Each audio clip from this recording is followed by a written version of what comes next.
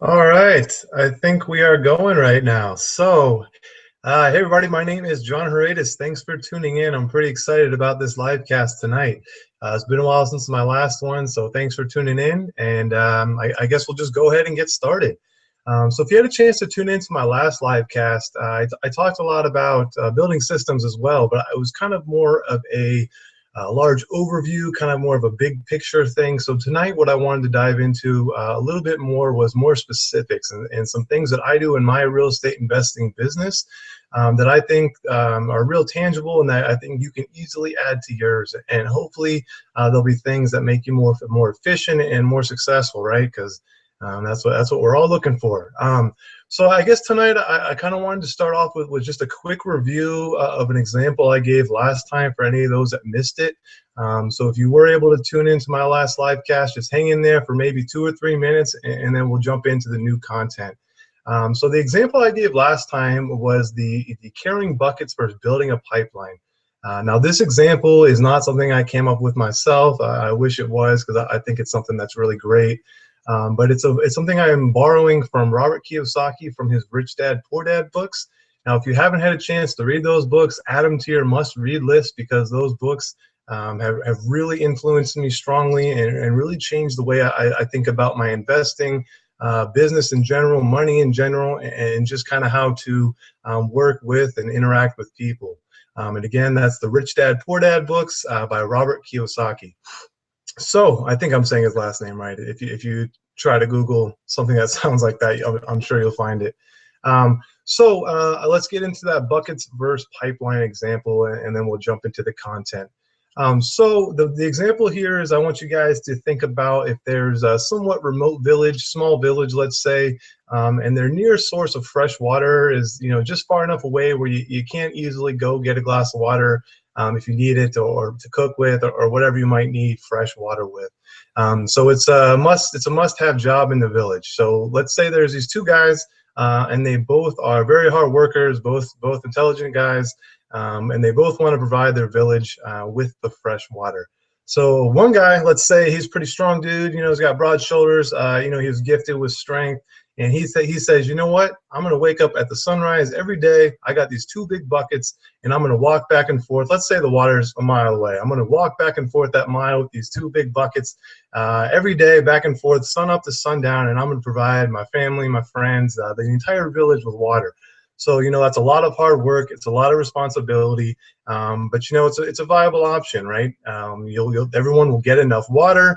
They're going to be 100% dependent on the first guy to, stay healthy, stay strong, stay motivated to bring that water back and forth day in and day out. So remember that guy, and I'm going to talk about the second guy for a moment. The second guy, maybe he wasn't gifted with such naturally strong shoulders or something, right? But he's a very smart guy, and he also wants to provide that village with fresh water every day. So he's not able to carry those buckets back and forth every day. So he's thinking about it, and he decides he's going to build a pipeline from the water source to the village. But this is not something you can just wake up and say, boom, pipeline, I want it in there, right? So he's going to have to spend 3 months, 6 months, maybe a year researching how to build a pipeline, where to get the right materials. Is it an aqueduct? Is it an underground pipeline, right? He's going to have to do a lot of research. There's going to be a lot of planning that goes into it, and a lot of hard work up front. But once the pipeline's in place, it's going to be pretty smooth sailing from there, right? There's just going to be some general maintenance. But basically, you'll have fresh water. You can see my hand, I'm turning a spigot or a faucet, right? You'll have fresh water on tap for the entire village. So the point here, that example versus carrying buckets versus building a pipeline. Now let's think about that in terms of real estate investing. I think one of the common pitfalls, at least it was for me when I transitioned into a full-time real estate investor, was with my business. I wanted to do everything because I'm kind of a stubborn guy. So I think I know the best way. I think I'm pretty smart. I don't want you to think that I'm some super pompous person, but you know what I'm saying. You always think you know what you're doing. You want to do things the best way, and you want to get your hands on everything so you have control of your business. Especially when I first got started, I wanted to do everything myself. I wanted to walk through all the houses. I wanted to run numbers on everything. I wanted to talk to everyone. But the problem with that is if you're 100% responsible for every task in your business, what happens when you have a day where you're not as productive as you should have been? Everyone has those days, where maybe you press snooze 4, 5, 6 times and you wake up a little bit late, or, there's something good on TV, so you don't, get around to your work as early as you should have. And if you're 100% responsible for everything in your business, when that happens, you're going to lose time, you're going to fall behind, and you're going to lose a lot of momentum in your business, which isn't good. And let's say, even if you're working really hard, you string together a few good months, and you want to reward yourself and take a long weekend or go on a trip or something. Let's say, or even if you get sick for 2 days, if you're sick for 2 days or out of town for a long weekend, when you come back, nothing's going to have gotten done with your business. You're going to be essentially however long you're out of it behind. And that's something that's hard to catch up on. But if you have a pipeline, if you have people working within your business, working within your systems, if you have one of those days where you're not as productive as you wish you were, or you're sick, or you go out of town for something, when you jump back into it, hopefully if your systems are good and you've maintained them and you've worked hard to establish them in the first place, hopefully you really won't be that far behind. So that example, the buckets versus pipelines from the Rich Dad Poor Dad books by Robert Kiyosaki, that example right there is something that I've been thinking about, I don't know, for probably a year now or so, something maybe even over a year. But it's just that general concept of, delegating and handing off tasks is something that I've really tried hard to get better at. So I guess let's jump into some content now. That was the quick review for my live cast, just a real quick 2-minute synopsis of that. But let's talk about how to build some systems into our business. The first thing I want to start off with is something called a bird dog. So bird dog, before I talk about that, let's just make sure we're all under the same, we have the same understanding of what a bird dog is. I remember when I first got into investing, the first time I learned the phrase bird dog, I was pretty confused. I'm not a hunter. I'm pretty sure the origin of that term is from outdoors huntery stuff that I don't really know much about. I fish on a very rare occasion and I enjoy that, but I definitely I've actually never been hunting before. But anyway, I'm kind of getting off topic there. So bird dog, let's talk about that. No, it's not some weird new breed of a winged dog that flies or anything weird like that. A bird dog is essentially a property finder. So in a hunting sense, I think what a bird dog does is it'll either scare the prey out of the bush, and then if you're a good shot, you'll be able to shoot the bird. And if you do shoot the bird, the bird dog will then bring the bird back to you, right? So as a real estate investor, what a bird dog does for us is they find properties. So maybe a more accurate term in the real estate sense for a bird dog is a property finder. So bird dog, property finder, those terms are really interchangeable. So let's talk about what exactly that property finder does, and then we'll talk about how to get a system in place to regularly have bird dogs working for you and generating leads. So a bird dog really is somebody who regularly drives for dollars. Now, I guess I said driving for dollars. When I read about it, it's usually in quotes. So there's the air quotes. So driving for dollars. Now, that's definitely something that you can do, right? It's a pretty simple task. Driving for dollars simply means getting in your car, making sure you got a full tank of gas, and spending a good chunk of the day driving around in the type of neighborhoods you want to get a property in, that's probably an entry-level, fast-moving neighborhood. So you're driving around those types of neighborhoods and you're looking for homes that, maybe are distressed, just basically show a lack of pride of ownership. And again, these houses will need to be unlisted properties. Like we can get into a little bit later, generating leads for listed properties through an agent, or, getting listed properties through an agent and looking at off-market deals. So I just want to clarify, a bird dog is somebody looking for off-market deals, meaning a property that's not listed on the MLS. So basically you're driving for dollars, looking for distressed properties. Some good signs of maybe a distressed or an abandoned property is that one house on the block that has the worst yard. Maybe there's grass that's up to your waist, or maybe there's a couple cars parked in the front yard. Maybe not all the cars have wheels on them. You know the type of house that I'm talking about. Another good sign would be, if you live in a part of the country where there's a lot of snow in the winter. If you're driving around, first of all, be careful. But when you're driving around, if there's that one house in the block that, there's been snow on the ground for a week, a month or so, a long time, and there's that one driveway that hasn't been shoveled. Maybe that's somebody who vacations to Arizona in the winter because they don't like the snow. But there's a good chance too that it's an abandoned house or a vacant home, or just somebody who doesn't care about their house and isn't going to shovel the driveway, right? That's another thing that you can look out for. Just anything that shows a lack of pride or ownership. So the bird dog drives for dollars and looks for distressed properties. So to relate this back to the buckets and pipeline, driving for dollars yourself and looking for these abandoned, distressed, off-market properties would be a bucket, right? I don't want to use the word remedial, but this is, it doesn't take a high level of training to drive around and look for distressed properties, right? I mean, think about it. What's required? You need a car. You need to be able to write down the address. And for my bird dogs, I require them to take a picture of the house. So they need a phone with a camera or a digital camera, right? So there's not a lot of high-level training or a lot of critical thinking that goes into becoming a bird dog. So that's why I think this is a great task that you can hand off to somebody, because I think it is important to have bird dogs or a bird dog to be a successful real estate investor. It is something that's valuable, but I think that my time, and I think your time too, could be better spent doing something else with that requires a higher level of critical thinking. So it's a great task to hand off, to delegate, to get a system going. So let's talk about, how do we find bird dogs? One great way to find them is simply putting an ad on Craigslist, and I'll actually show you an ad that I've used with success in the past later on. But the great thing about Craigslist is, I live here in the Pacific Northwest in Seattle, Washington. So I invest in more cities than just Seattle. So Craigslist is an awesome tool to kind of get some feelers out in different markets, and it's free most of the time. So you can actually post an ad on Craigslist for a property finder.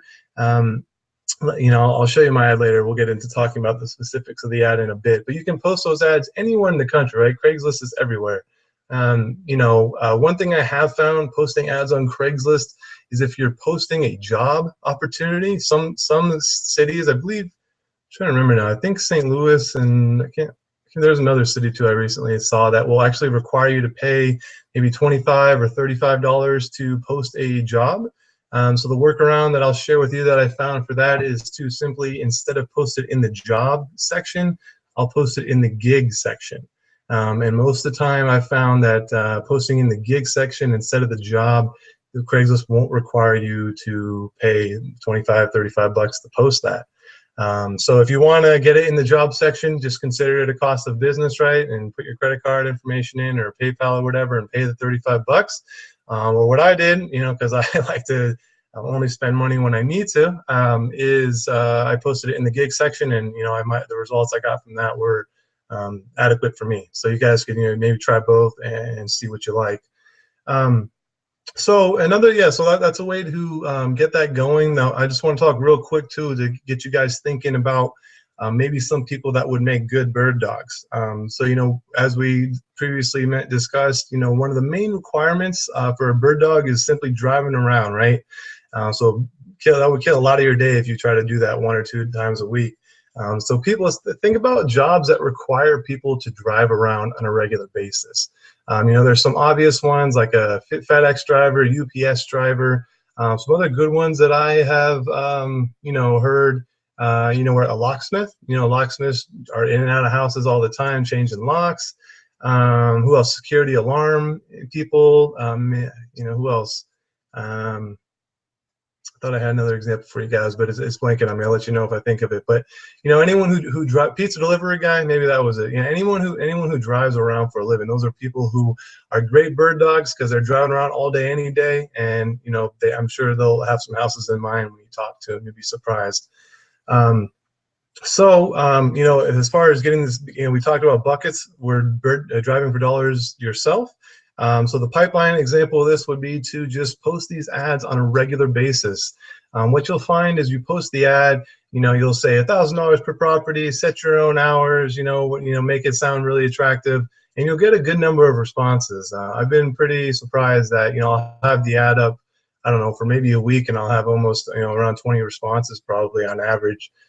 So you'd be surprised at the number of responses, but what you'll find is, let's say 20 people respond to your ad, you will call all of them, and maybe you'll get a hold of a dozen of them. So you'll be able to get a hold of about half of them, and then out of that half, maybe half of that half of people will actually be interested and want to go. And so, but the point is, you're going to get a lot of responses, but maybe you only get 2 or 3 people that are actually interested and want to keep going. So the point is here that you probably want to post this ad on a somewhat regular basis. So maybe putting a calendar reminder up. Beginning of every month, you post the ad. So you're getting, new bird dogs all the time. And the great thing about bird dogs is it's free to hire them because you only pay on results.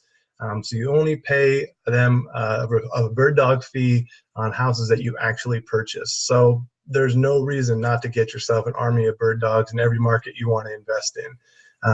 It's free. There's really no negatives to it. So that's a good way to generate some leads for free. You get that system in place, people driving around for you. It's cool. So yeah, that's a little bit on bird dogs. Another thing I want to talk about is hiring an intern. I was actually fortunate enough this year to hire an intern. He was a college student at the University of Washington here in Seattle. He was a business major with an emphasis on finance. So how did I find this intern? How was I this lucky to get I haven't even mentioned it was a free internship. I did not pay by the hour for the internship.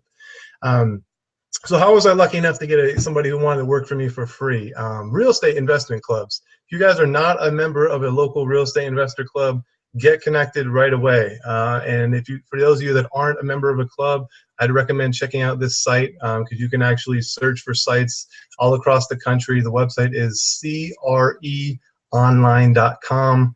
That's, let's see, Charlie, Robert, Echo, online.com, creonline.com. Check it out, and you can search for real estate investment clubs by state, and I'm sure you'll find one close to you. And usually there is a membership fee, an annual membership fee to join a club, but usually you can check out the first 1 or 2 meetings for free to see if you like it. So definitely get involved with that because that's where I found my college intern, was a local real estate investor club. It was just a college student who did not want to get out of college and start working in a cubicle for the rest of his life. So I was pretty impressed that he had figured that out that early. So basically my internship, I wasn't able to offer him, or I wasn't going to pay him by the hour for my internship, but what I was going to pay him with was the knowledge he needed to become a full-time entrepreneur right out of school. So I think that's priceless. That's why I sold it to him. So, he interviewed with a few investors. I offered him the position. He ended up choosing me, which was great. It was fun. We got a lot of work done together, and he now has the skills to become a full-time real estate investor. That's the path he chooses to take after he graduates. So another thing too I wanted to mention with hiring a college intern is that actually if you work with the university, most likely you will be able to offer college credit. So if you can't pay them, you definitely don't need to pay the intern, but you can offer them college credit. And for a college student, college credit to work towards graduation is very valuable. So if you work with the university, there most likely is a way for you to get, I don't know what the right word is, approved, or and so you can offer the student college credit for being your intern.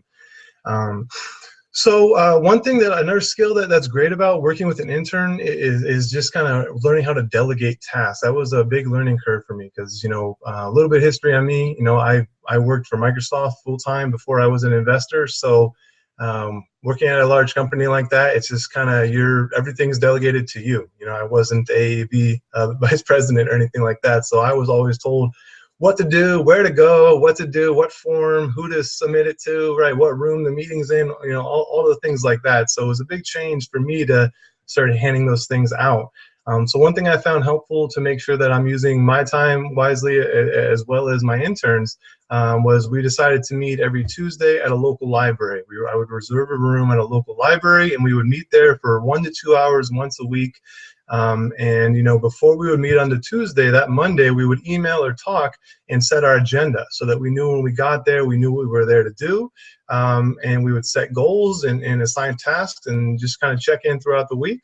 Yeah, so it was really cool, and it was totally free. You know, I'd recommend if you guys are successful with your intern and you guys close on some deals, you know, give them part of the profit you make from the deal to keep them working for you hard.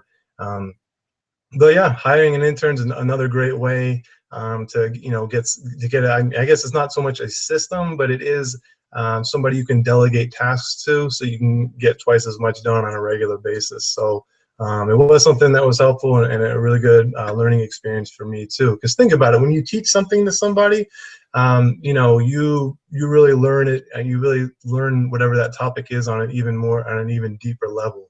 Um, so yeah, that's another cool thing. So I would either, if you guys are interested in hiring an intern, I would definitely get in touch with some local real estate investment clubs, see if they have anything like that. If not, you know, contact some local universities and see if there's a way you can advertise on their student intranet and get some ads up there for a entrepreneurial real estate investing internship, and see if you can get somebody who is excited and wants to work for you. Cool. All right, so let's move on to our next topic. I want to talk a little bit about making offers with a real estate agent on listed properties. I'm sure, as you guys all know, I'm sure everyone here is used to putting in offers, and sometimes it's really time consuming. So I kind of want to give you guys some tips for how to speed this process up and stay organized. So for a while, I was just working with numerous agents in numerous markets, and didn't really have much organization to it. I was just going for it, you know, working hard and trying to just keep everything organized just in my mind, and having all these different email chains, and it got confusing. It got overwhelming. I'm not going to lie. So the system that I recently added is something that if you guys that I wish I would have started earlier. So hopefully this is something that helped you guys out a lot. So what I've done is I've spoken with the agents that I'm currently working with, and I've let them know that every Tuesday I would like them to send me new listings, and then every Thursday by the end of the day, every Thursday, I will submit my offers for that week. Sounds pretty simple, but it took me a long time to think of this, and it's something that has definitely helped. Yeah, so right now, just in Seattle alone, I'm working with 4 agents, and I've talked to all of them, and I've been doing this for maybe a little over a month now, and it's been going really well. It helps me stay organized. More than just staying organized, it's added regular structure to my week, which is something I wasn't aware of how helpful that was going to be. But it's been great. You know, so every Wednesday I know exactly what I'm doing. I'm running comps. I'm submitting offers. It's just really helped me stay on task and stay productive and build even more momentum than I was. Cool, so let's talk a little bit more about that. Getting listings from your agent, just a quick review on what type of listings that I find is helpful for requesting. The 3 main things I tell my real estate agents regarding the listings that I want are, I want older listings, so I want my listings to be at least 30 days old. I want the houses to be vacant. And obviously, all the houses need to be in bad condition. They need work. Ugly, smelly homes are what we're looking for, right? So this, vacant, 30 days old, need work are the type of houses that I'm looking for. And then real quick, let's talk about why that's the criteria. If maybe that sounds a little bit random, we want the vacant homes because if the house is vacant, right? One of the reasons we want a vacant home is if it's vacant, somebody is paying not to live there, possibly. So if they're paying not to live there and the listing's over 30 days old, think about it. It's an empty house that's been for sale for over a month. So that means they're paying not to live there and they're paying to live somewhere else. So that's 2 mortgage payments, 2 utility payments, 2 insurance payments, double payments all across the board. If I was writing 2 mortgage checks every month, I would start getting pretty motivated to sell that house at a discounted price to a cash offer, right? And that's what we're looking for: discounted cash price, cash offers. So that's part of the thinking behind looking at older listings that are vacant and need work. So I explain that to my agent, and every Tuesday I get the new batch of listings that meet that criteria. And then every Thursday, by the end of the day, I submit offers. So that's something that's been really helpful. And again, since we're looking at these, since we're making these discounted offers, our acceptance rate is not super high. Some of you might be familiar with the 25-to-1 acceptance rate, meaning if for every 25 offers you submit, one will get accepted. That is typically pretty accurate. So hence the reason why I'm working with 4 agents in Seattle.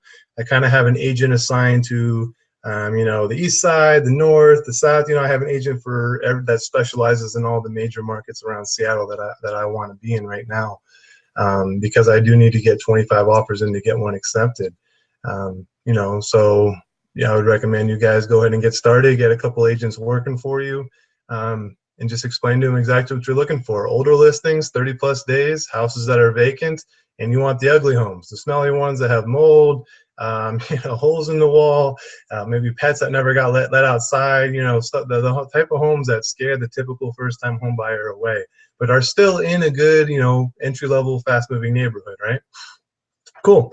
And one tip for finding agents that I found that I've had some success with is actually just going on Zillow.com and looking at agents that work in the market that I'm investing in. And one cool thing on Zillow is that a lot of agents will have kind of a review profile, kind of like an eBay seller or something like that. And people can actually leave reviews about the agent, and they have, a 5 out of 5 star rating or 4.5 out of 5 star rating. And you can actually read their bio and kind of see what they specialize in. So you can kind of, start at the top, try to get the top agent in the area working for you. So that's something I've had some luck with in the past. So I just wanted to share that. So yeah, that was my system for making offers, was getting new listings every Tuesday and submitting the offers every Thursday, right? So one big part of making these offers is running numbers. Now, running numbers well is absolutely essential to your success as a real estate investor. You need to be getting good deals, and you need to be getting good deals on a regular basis, right? So running numbers and getting the deals at the right price is so important. So let's talk about that for a minute. I'll give you guys a couple tips here. When I first got started with investing, man, it took me to run numbers on a house, to run comps and estimate the rehab and holding costs and closing costs, all that, and my profit. I don't know, probably took me at least 10, maybe closer to 15 minutes per house. And think about it, even if it only took me 10 minutes per house and I needed to submit 25 offers to get one accepted, what is that, 250 minutes? So quick mental math on the spot, what is that? It's 4 hours and 10 minutes that I've invested to get one offer accepted. That's too much for me. So I want to give you guys some tips. And that was once I got good at doing things the slow way. So 10 minutes would have been pretty quick. So it was more than that. But anyway, so what I used to do is I would look through the pictures with a very with looking for every detail. I'd look at the picture of the bathroom and I would think, well, that toilet looks okay. We could probably leave that toilet in, but the bathtub needs new surround. The vanity looks okay, but I think the faucet needs to be updated, and that light fixture sucks. So we're gonna have to get a new light fixture. That's gonna be what, like $150. We're gonna need a new faucet for about, let's give myself $200 on the faucet. The surround on the tub, that's probably gonna be maybe $500. So we got 500 plus 200 plus 150. What is that? 850 in this bathroom. Then I'm going to need some finishing touches like towel bars, and maybe there's something minor. So let's just round that 850 up to 1,000 in this bathroom. And I would do that room by room by room on every listing. So it was great when a listing had 25 pictures, but when a listing had 25 pictures, I spent 4 minutes looking at each picture, whatever it was. Crazily inefficient. Don't do that. That was a mistake that I made. Yeah, it was very time consuming and not very accurate, believe it or not. So now what I do, which I have found is much more time efficient, much more accurate, is what I do now is I look at I look at comps at the top of the market, and I look at comps at the bottom of the market. So if you guys don't have software to find this information yourself, what you're going to need to do is request them from your real estate agent. And your real estate agent can definitely provide this. Don't let them give you too much of a hard time. This is a regular task of their job. So if they're not willing to give you comps for the top and the bottom of the market, you're going to have to find a new agent. because that's another topic. But so you don't want comps from the top of the market and the bottom of the market. The top of the market obviously will help you determine what the ARV, the after repair value of the home is, and that's something that's really important to know. And that's, a lot of people will talk about that, but what I find helpful is looking at comps at the bottom of the market, and what I specifically look at is the price per square foot at the bottom of the market. And then what I do is base my offer off of that number. So let me go into a little bit more detail, and I'll do my best to explain this without having to write anything down, because I'm usually I'm a pretty visual person, so I'll do my best to explain this. So let's say we're looking at comps at the bottom of the market. And we're looking at the price per square foot of comps at the bottom of the market, and let's say the bottom three, so the cheapest 3 homes that were sold within a mile of our target house in the past 3 to 6 months, sold for, let's just say, $118 per square foot, $120, and $125. So let's say those are the cheapest houses that are selling in the neighborhood in the past year. I would look at that 118, and what that's telling you is that's the cheapest a house has sold for in the past year, or however your comps are set up.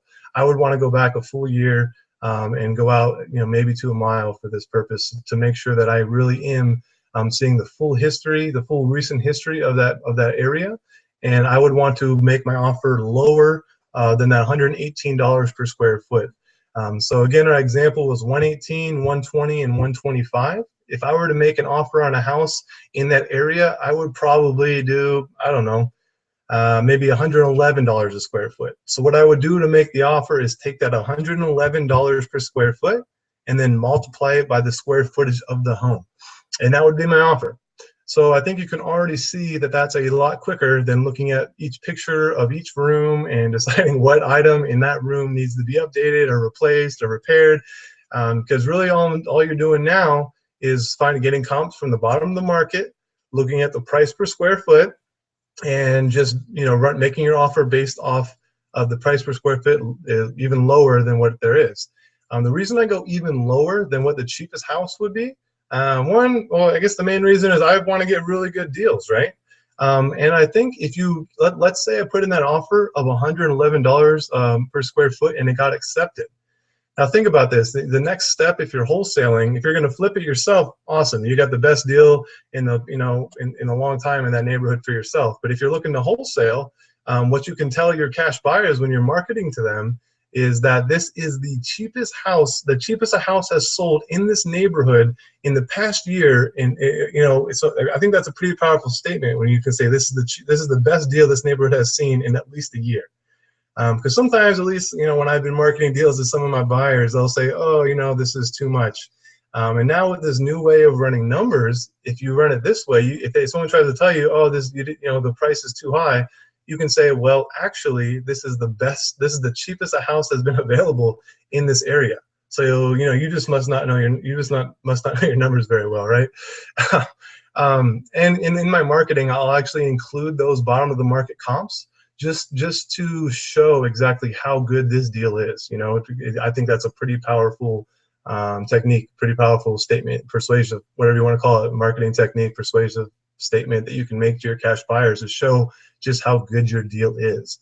So that's looking at the comps from the bottom of the market. So that was running numbers at the comps at the bottom of the market. So the next thing I want to talk about just briefly is marketing. That's something that when I first started out, I really didn't do any real significant marketing at all. But that's something that I have changed and recently investing more time in, because I think it is really important. So one of the things that you guys can do, it's pretty easy. Most of you have probably heard of it, is bandit signs, right? Those yellow corrugated signs that you have in those H-frames you'll see on the side of the road that just say things like, we buy houses, any condition, any situation, then with your business phone number on there. Putting those signs out is great. It's a great way to find buyers, great way to find sellers. But again, making those signs and putting those out is very time consuming, right? And again, that's not a skill that takes really any critical thinking. It doesn't require any sort of high level training, because you're just writing on a sign and putting them in the ground. That's not college education not required, right? But anyway, so that's something that, if you have an intern, when I had my intern, you know, we made some signs together. We drove around. I kind of pointed out good spots to put signs out, and then delegated that task to him, right? So again, if you don't have an intern and you want to delegate that task, if you check out Craigslist, maybe you have some of you guys have already seen this. You can put an ad up for a sign placer. You know, you'll have to figure out how you want to pay them. Maybe it's per sign. Maybe if you're going to have them make the sign and place it and use their gas to drive around. Maybe it's if you're making a sign and placing it is $5. You know, you'll have to figure out what makes sense in your market. And if I were to do that, I would definitely require my sign placer to take a picture of the signs they put out and text it to me or email it to me, just so that I know they're really putting them out. Especially if it's remote. If it's across the country, you don't have a way to double check, right? If it's locally, if you're hiring a sign placer, you know, you could drive around the area where they're supposedly put them out to double check their work. But you're going to want to do something to make sure that this person is trustworthy when you're starting to work with them. So bandit signs is a pretty well-known marketing technique, which is effective. You know, the other thing I wanted to talk about, you know, was simply putting some ghost ads on Craigslist. Now, a ghost ad is an ad for a house that doesn't really exist, but the ad describes the type of home a cash buyer is looking for. So you're kind of fishing for a buyer, right? You're putting an ad out for a home that doesn't really exist. So we're putting in those buzzwords that attract cash buyers, or the things that we're looking for when we're putting in offers, you know, from our listing. So things like handyman special, needs TLC, bring your toolbox, bring your dreams, loads of potential, you know, cash only, you know, just ads that, you know, describe a distressed house. So the cash buyer will contact you and ask you about your business and what you have for sale. The other marketing that I've gotten into recently that I'm pretty excited about is actually doing some advertising in local newspapers. Actually, 2 weeks ago now, 2 weeks ago, I think, I met with a woman from the local newspaper here about placing ads in the newspaper. And that includes paper ads in the newspaper that gets delivered to tens of thousands of people, and also in their online edition, which has, you know, even more impressions because more people are looking online, right, for their news. So it was pretty cool, and the cost was actually more reasonable than I was expecting. You know, every market's going to be different, but the way it worked here for me was they were charging me by the size of the ad. You know, is it a 2x4 ad, a 1x2? Do I want a half page? Do I want it on the front page? Do I want it in the Sunday edition, the Monday through Saturday? You know, there was a lot into it, but it was pretty cool. And one thing that was awesome about the paper was they would help me with the content. So if I wanted to place an ad that was kind of like an article about me, I could write the article myself, or somebody from the newspaper could contact me, interview me, and they would write it for me. You know, I wasn't too concerned about the writing, but one thing I don't really know anything about is graphic design. So if I wanted to put an ad in there that was more was larger graphic based versus text based, they have people there that will design everything for you, and however little or however little help or how much help you want from the paper, the price didn't change. So it wasn't like $200 for a 2x4 ad. If you do all the work yourself, it was the same if they wrote and designed everything. So I thought that was a pretty cool thing. So that's something that I'm doing right now. I actually have to email Christy back to let her know what my final decision is. So I'll let you guys know. Maybe I'll let you guys know next time how successful the newspaper marketing has been. But I think it's going to be pretty cool. So that's another thing you guys can do. Get a system to get some more leads. Yeah, so I think that's about it for the content I wanted to go over. Just a real quick, this real quick review. We talked about buckets versus pipeline. Buckets are when you do everything yourself, even when it's not necessary. A pipeline is, getting people in place to help you get those tasks completed. So we talked about bird dogging. Hire bird dogs because it's free, and you only pay them after you've made your money, after you close on the property, right? So there's no reason not to go get your own bird dog army working for you immediately. We talked about hiring an intern. You can find out about that by contacting your local university. I recommended contacting some local real estate investment clubs. If you guys aren't a member, remember the website was creonline.com to find a club near you.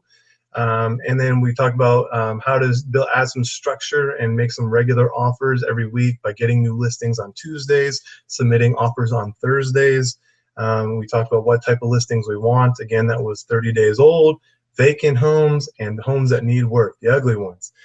We talked about how to run numbers quickly, which is looking at the bottom of the market comps and making our offer even cheaper than the cheapest house, the cheapest comp that we can find.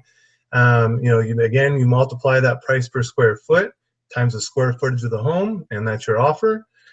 We did a little quick review on marketing with bandit signs, posting ghost ads on Craigslist, or you can even put ads on Craigslist that are exactly like bandit sign ads. It simply say, "We buy houses, any condition," and your contact information. You can do digital bandit signs too; those work as well. And then I'll let you guys know something new I'm trying with those newspaper marketing. I'm really excited about that. So I'm going to end this live cast with a call to action for you, which is posting a BirdDog ad tonight. Get that up ASAP. And so what I'm going to do, if I can remember how, is I'm actually going to show you guys an example of my BirdDog ad so you guys have a reference point. I don't want to leave you with just, I want to give you some specific, tangible stuff you can really get started with. So hopefully you can at least get this BirdDog ad thing going. So if I can figure out the screen share, I'll show you guys this ad, and then I'm happy to stick around for a bit. We're finishing a little early. Cool. I'm happy to stick around. I'm going to screen share this ad, and then I will look at and see if you guys have any questions in the chat. So let's see if I can do this. Let me see here.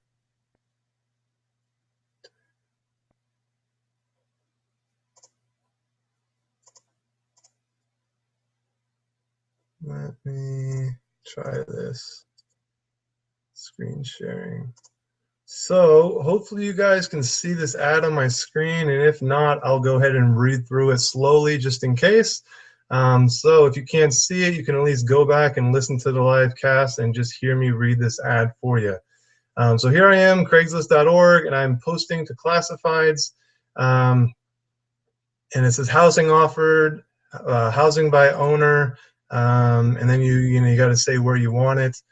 So what I do when I post this ad is I will check by phone, by text, and I'll do the Craigslist email, email relay, because I don't want to limit somebody from contacting me if they only want to text me or only want to call me. I'll just let people contact me any way they want. I guess I'll not my phone number, but I will you type your phone number in there. And again, you can see the category. I have it at gigs, event gigs instead of full-time job offer. And so my posting title is Property Finder hyphen $1,000 per property. You'll type in your specific location and you'll put in a zip code there. And so here we go. Here's what the body of my ad says. Set your own hours and earn cash fast. I am a busy local real estate investor and I need help finding properties. I need someone to drive for dollars and find unlisted distressed properties. I will gladly pay $1,000 for each property you find and I purchase.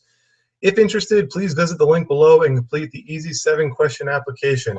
And if you guys, I guess maybe it was 2 or 3 live casts ago, I gave a little tutorial on Google Docs and how to create a Google form. And so this link is actually to the Google form. So if you guys are interested in that, maybe you can go back and check out my previous live cast where I explained how to do that. But yeah, that's my BirdDog ad there. So now I'm going to go back to, I'll give you guys a second in case the screen share is working here. But what I'm going to do is I'll go back. I'm going to end my screen share. I'll go back on the video, and then I'll see if you guys have any questions in the chat for me. So I'll just leave it here for another moment. If you guys just want to see this quick example. No, I'm not saying this is a perfect example and you need to copy this word for word, but I just wanted you guys to have an example to look at. This is just a free ad that I just made up one afternoon sitting at home and posted. So, maybe I'm sure you guys can get more creative and get a better one, but just wanted you guys to have an example here. All right, so, all right, stop. All right, I think I'm back. Let me see if we got any questions in the chat.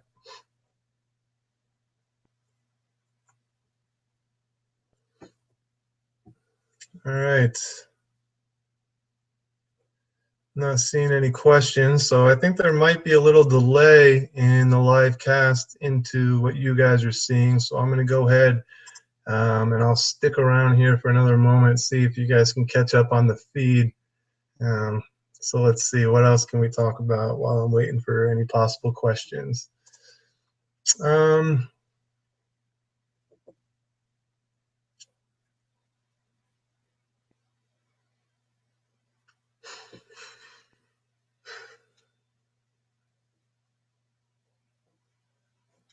So when you guys get to the part where I'm talking about if there's any questions, if you don't have a question, just say something so I know that maybe you guys are caught up a little bit. Let's see. Yeah, I can talk about maybe some of the interviews I had from my bird dog. It was kind of cool. There was a large spectrum of people. Some people were real skeptical. Some people were just really excited about it. Oh, questions in my Google form. All right, cool. Yeah, so my Google form, the main questions, you know, I wanted their name and their contact information, but you know, past that, I had 3 requirements for every bird dog. I asked them if they owned a car, because they need to drive for dollars, right? So I need somebody who can cover a large territory quickly. So I wanted, you know, no bikes. Motorcycles are okay, no bicycles, but you need a car because I want them to cover a lot of territory quickly. They needed to have a smartphone or digital camera. And regular access to the internet. So the questions, the main 3 were, do you own a car? Do you own a camera or do you own a digital camera or a smartphone? And do you have regular access to the internet? And then also question in there, cat or dog. I also had a required question on my Google form that said cat or dog question mark. And the reason I asked that was simply for my own kind of enjoyment, to help me break up my day, just to get responses on there. There were some pretty good responses on there. Some people didn't understand the question, which I thought was pretty straightforward and simple and kind of funny. You know, some people make good cases for cats and dogs. You know, dogs, we had kind of the standard expected answers, loyalty. Some people like cats for the companionship, and it was kind of funny to hear people's responses. So what else we got, guys? Any other questions? Because we still have a little time here. Yeah, Fred. Again, running my numbers for my offers is, you know, I look at the comps. So I look at the comps from the top of the market to determine the ARV, the after repair value of the home. But for making my offers, I spend a lot of time looking at comps from the bottom of the market, because comps from the bottom of the market are what the distressed houses are selling for, and that's what we're looking for, right? So we want to know what distressed homes are currently being sold for, and making an offer based off that. So the example I gave, I believe that the bottom of the market comps were $118 per square foot, $120 per square foot, and $125 per square foot. So what I would do with that information is I would go even lower than that 118. I think I said I would go with $111 per square foot, and then multiply that by the square footage of the home. So if the house was 1,000 square feet, I would do 111 times 1,000. And that would be my offer, right? So just one quick step, just the cheap price per square foot times the square footage of the home. So anybody else got a question for me? How's this going? I wonder how caught up we are with the feed.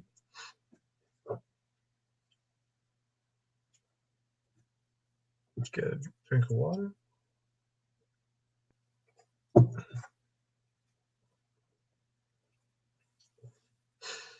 All right, I'll give you guys maybe another minute, see if anyone has any questions about anything I went over.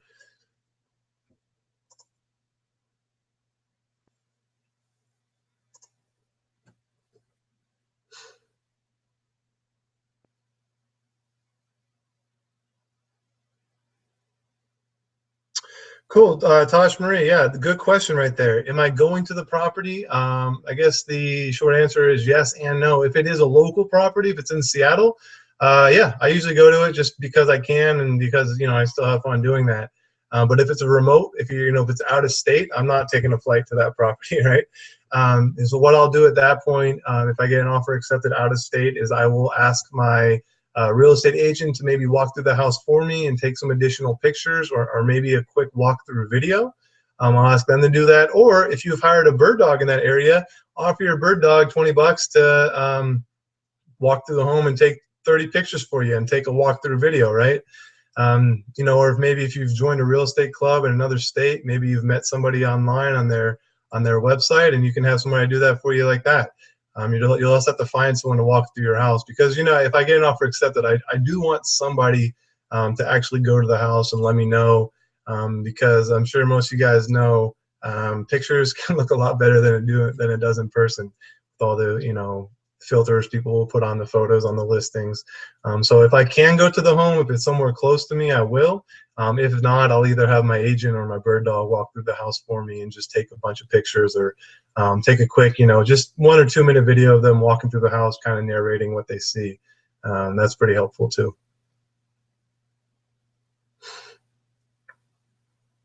Cool. So I'll give you guys, see if there's any more questions. Still got a few minutes left here in the scheduled time. Let me see.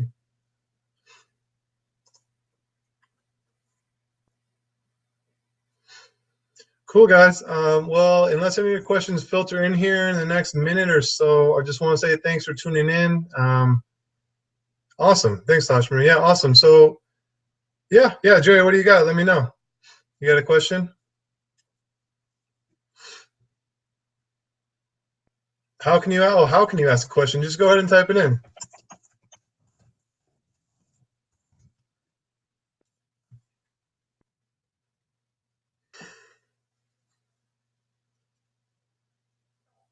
Let's see. I'll hold on for another moment for you guys.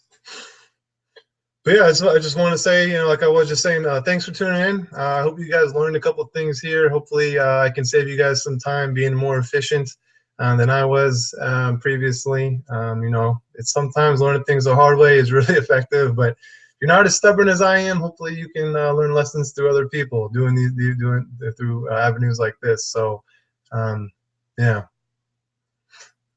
Jerry, let me know if you've got a question here.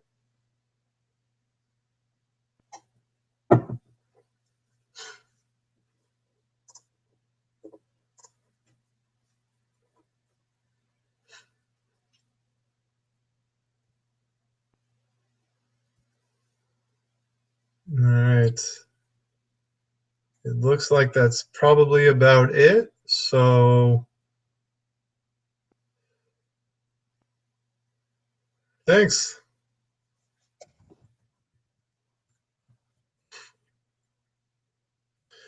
All right, cool, guys. Well, I'm going to go ahead and end the live cast, but I'm happy to stick around in here in case there's a delay on there. If it's longer than I'm thinking, I'll stick around in the chat here for a bit. But yeah, so here. All right, guys, signing off. Thanks for tuning in. I'll catch you next time. Let me know if you have any questions. Like I said, I'll stick around in the chat for a bit.